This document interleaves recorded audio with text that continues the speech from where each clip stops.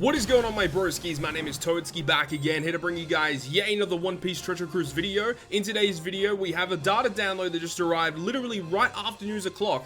Data download was pushed. It was a pretty big data download, and it introduced all of the brand new information regarding the treasure map Sugo Fest, which we were waiting for. We knew it was going to be coming over the next couple of days, and we do have a confirmed date. It will be beginning on the 9th of April, 1900 PST time, so make sure to look out for that. I'll definitely be doing pulls as well, so check out the channel on that specific day is when I'll actually upload my video about that. But anyways, in this video we're going to be talking about the Sugo Fest structure pertaining to the treasure map Sugo Fest, and we'll also discuss all of the treasure map characters, because I feel like this batch of treasure map characters are like really good, and I feel like all of them will see play in future content as time goes on. So I think all of them are very good. So I guess before we get into the units, let's actually discuss the actual banner itself. So you can see on the banner, this is part 1 of the Sugo, as I said, starting on the 9th, and it's going to be ending on the 12th, and then we'll move on to part 2, and there's also a part 3 as well, like a normal typical treasure map Sugo Fest. On this banner, we've got Big Mom and Sanji are rate boosted for part 1 of the Sugo, so if you are missing those guys, then obviously part 1 is going to be good. However, part 1 just naturally on treasure map Sugo Fest is the way to go, because it's the chance to get your hands on the treasure map characters as guaranteed on certain multi-pulls, and we'll go through that in a little bit. So it says the treasure Sugo Fest is here. Rayleigh, Perona, and Moria are here as new treasure map trusty characters. All new characters will join with max level and unlock powers. So characters with 4 power slots will get charge special, bind, despair, and auto heal. I believe all of the new treasure map characters have 4 socket spots, so when you pull them, they come with max sockets, which is great. And all of the treasure map characters as well do not have an unevolved version. They only come as 5-star characters, which does make them more difficult to pull, and that was the same with the last treasure map with Higuma, Mihawk, and Ace. All of them were just 5-star characters. Obviously Higuma going to 5+. It does make it a little bit more annoying to pull, but at least on this Sugo Fest, you guys are going to be seeing the guaranteed steps are pretty decent.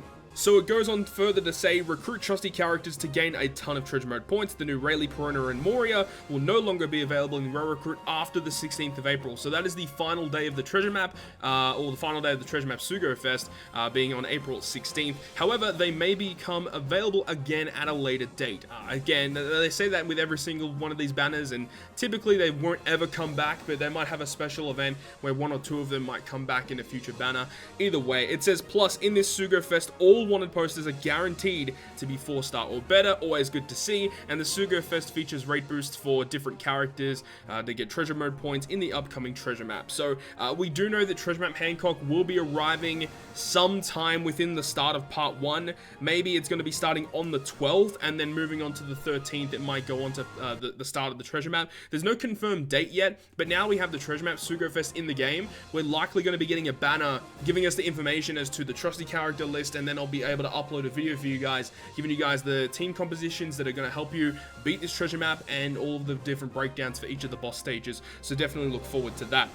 Furthermore, obviously check each different part, because each of them have different rate boosts. So if you are looking for a certain character on the Sugo, make sure to pull on the right part that they are rate boosted. So as we said before, part 1, part 2, and part 3 are going to be available in this Sugo Fest. Part 1 from the 9th until the 12th. Part 2 is the 12th to the 14th, and then from the 14th until the 16th is going to be for part 3, and typically the last day should be the last day of the treasure map itself. So for part 1, 10+1 rare recruit, multi-pull, number 1, and multi-pull, number 4, 30 rainbow gems. Great to see, considering, most people that are going to be going pretty ham in this treasure map are going to be doing like 5 multi-pulls, maybe 6 multi-pulls, and it's nice to have the discounts, guaranteed to, save some gems. Those 40 extra gems that you guys would be normally spending on a Sugo, you can use them for farming the treasure map even further, which is really good. I always love the discounts.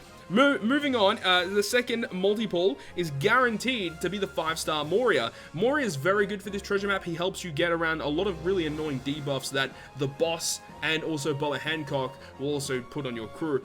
So just to put it out there, for this treasure map coming up, it is another one of those ones where you have the intrusion event, where you land on the treasure mode bird and then the boss will come and chase you along the map.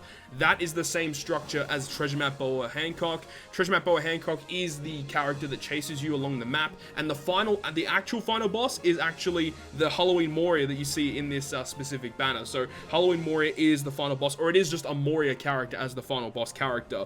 Moving on though, the 3rd, 6th, and 8th multi-pulls are guaranteed to be a Sugo Fest exclusive. Nice to get a legend along the way there. But there is no like guaranteed limited pool character for the Treasure Map Sugo Fest on this specific step. And then on the 5th multi-pull, the last wanted poster is guaranteed to be the 5-star Perona from the Treasure Map Sugo Fest, which is great. Nice to get guaranteed 2 of the boosters along the way, and hopefully this time around I can potentially get the other character that isn't going to be guaranteed, which is going to be Rayleigh. And Rayleigh is again another really good character, and we'll go through those in a little bit. I think that they're all fantastic characters, and if you go all the way to the 10th multi for whatever reason, it's going to be a limited pool Sugo Fest exclusive. So in terms of the characters that are going to be boosted for each part, in terms of the legends, we have we'll go through that, and we'll go through part 2 and part 3 in a little bit. But for part 1, you've got Charlotte Linen and Sanji, obviously on the banner here. Also Katakuri, V2 Shanks, V2 Rayleigh, V2 Law, Hody Jones, and Cavendish are all going to be boosted for part 1. Not really too sure why Cavendish is going to be boosted there. It doesn't really make a lot of sense. It's been a while since I've actually used that character. I don't know. I don't think too many people really use Cavendish nowadays. Part 2 is going to have the version 3 Sabo, the Dex Sabo. Whitebeard and Marker are also boosted on part 2 as well. Gear 4 Luffy, V2 Kuzan, V2 Fujitora, Time Skip Luffy, and also version 1 Law and Sengoku. Don't know why they're adding such old legends in that batch there. And then for part 3, you're gonna have Jinbei, the brand new Jinbei. It's one of the things that I hate about the Treasure Map Sugos is the newest legend that comes out that is typically good for the upcoming Treasure Map is boosted on the last part. It makes sense why they do it, because they want people to pull on multiple parts. But if you're just going for the boosters, you're typically pulling part 1, and at that point you don't really want to be pulling on multiple parts. But, you know, it is what it is. Jinbei is going to be boosted on part 3. Soul King Brook also on part 3. Nami, Luffy and Ace, Garp, NL, Buggy the Clown, and Zoro are all going to be boosted on part 3. Now, going back to what we said before for part 2 and part 3, you cannot get those guaranteed boosters on part 2 and part 3. So if you do want the Perona or you do want the Moria, pull on part 1 because they are not guaranteed anywhere else. So for part 2 and part 3, the discounts are still there for the 1st and 4th multi. Additionally, you get a recommended character rate boosted on multis 2 and 5. That's terrible. That is absolutely horrendous, as it's not even a guaranteed recommended character. It's just a rate boost. So that's horrendous. Like, literally part 2 and part 3 are complete trash. You should not be pulling on part 2 and part 3 here. 3, 6, and 8 are guaranteed legends, and obviously the 10th multi, like before, is a limited pool Sugo Fest exclusive character. But that's about it in terms of the Sugo Fest structure. Obviously, part 2 and part 3 are trash. Part 1, really good if you want to be, you know, obviously farming the treasure map a lot. 2 multis for Moria, 5 for Perona, all gold Sugo Fest. It seems pretty good to me, and I do like this structure of the treasure map Sugo Fest if you are willing to do up to 5 multis for the 2 guaranteed units. But, you know, it is what it is. You know, if you're a player that likes to spend money on the game, then do it. If not, you don't have to, of course. You don't really have to do it. As I said before, the guaranteed Snake Man is the target that a lot of people should be aiming for in terms of the Sugo Fest. Now let's discuss the characters that are coming out. So as we said before, on the 2nd multi, you're guaranteed Moria. Now Moria is actually pretty solid. You can see he's a strength character, driven powerhouse, special ability. We're not going to talk about the captain abilities because they're bad, but special ability, 10 turn cooldown, reduces decreased chain multiply growth rate and despair by 3 turns. Additionally, he deals 50 times his attack in non-type damage to all enemies at the end of the turn for the next 3 turns. This is going to be a very useful ability on the final boss against the Gecko Moria boss, because he has a whole bunch of zombies around him, and typically you can just use this special ability to let the end of turn damage kill all the zombies while you target your normal attacks on the final boss Moria. So having an ability like that is very, very useful. So he is going to be useful coming up in the treasure map. And, you know, normally you don't really want to give cotton candies to these characters, but this might not be a bad option because he does, damage based off his attack value. So if you give him cotton candies in his attack, he does more overall damage. So that might be worth it if you guys are willing to do that. You don't have to, of course, but just putting it out there. Next, we're going to be talking about Perona. Now, Perona's artwork looks so goddamn good. This is the best looking Perona in the game, in my personal opinion. absolutely phenomenal artwork. So, for Perona, 11 turn cooldown with her special. She reduces the right column character's special charge time by 1 turn, and also reduces all enemies' nullified damage duration by 1 turn. So that is the shield where they don't take any damage. The final boss, or not the final boss, but the intrusion boss, Boa Hancock, has that ability where she takes no damage for 1 turn against Psi enemies. So if you have this ability, you can just remove that shield, which is good, and also heals crew by 15 times her recovery. So this is a character that you would optimally want to give recovery candies to. She's going to allow you to heal a little bit more, which is good.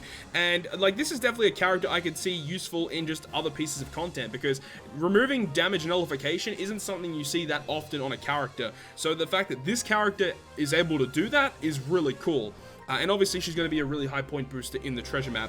But the last character we want to talk about is this guy. This guy is not guaranteed in the Sugo Fest. You have to just get really, really lucky, and hopefully you can pull him in the Sugo. So again, artwork looking so good. We have Rayleigh. Now Rayleigh, he maxes at 13 turns, and he will go ahead and remove all beneficial effects on your crew and give you a 0.5 chain multiplier boost, as well as going ahead and boosting strength, Dex, and Psi characters' orbs by 1.75, 2 times, or 2.25, depending on your navigation level.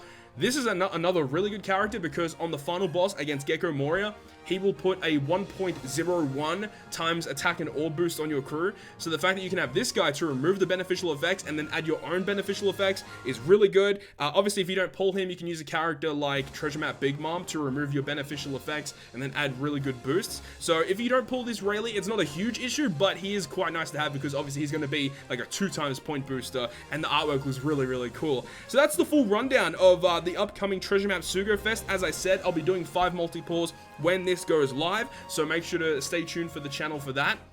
Hopefully you guys enjoyed the video, and if you guys did, make sure to leave a like, and if you want to stay up to date with all the content I post, including more One Piece Treasure Cruise content, make sure to hit the subscribe button down below. But other than that, guys, I will see you guys within the next video.